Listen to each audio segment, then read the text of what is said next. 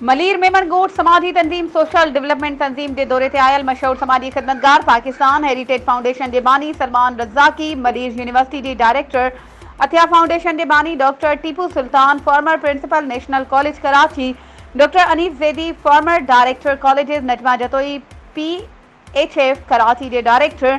नदीम हाशमी ऐं ॿियनि तंजीम के सदर engineer Habibullah Memon, doctor Abdul Ghaffar Memon, engineer Ashraf Memon, Bashir Ahmed Memon, Maula Bakhsh Memon, Ramzan Memon, Sarwar Memon ऐं ॿियनि संदन इस्तक़बाल कयो। तंजीम के हलंदड़ स्कूल, अस्पताल, कंप्यूटर सेंटर, सिलाई कढ़ाई सेंटर तोड़े लाइब्रेरी समेत प्रोग्रामनि जी तफ़सील ॿुधाया विया।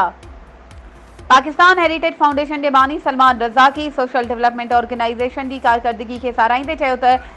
SDO मलीर में तालीम, सेहत और टेक्निकल तालीम बेहतर अंदाज में कम करे रही है, जैं बेहतर तब्दीली अची रही है, जैसा ॾाढी खुशी थी है। अतिया फाउंडेशन के बानी डॉक्टर टीपू सुल्तान चयो त तालीमी इदारा तोड़े अस्पतालूं कमाई जो ज़रियो न हुजण घुर्जन। मुस्तक़बिल के मेहमारन के बेहतर तालीम और तरबियत की फराहमी लाइ असां सभिनी खे गॾिजी कम करणो आहे। वधीक ख़बरों ऐं अपडेट्स के लिए असांजे चैनल के सब्सक्राइब कयो ऐं हाँ, बेल आइकन के प्रेस करण न विसारजो त जीअं असांजी हर नई अचण वारी वीडियो तव्हां ताईं पहुची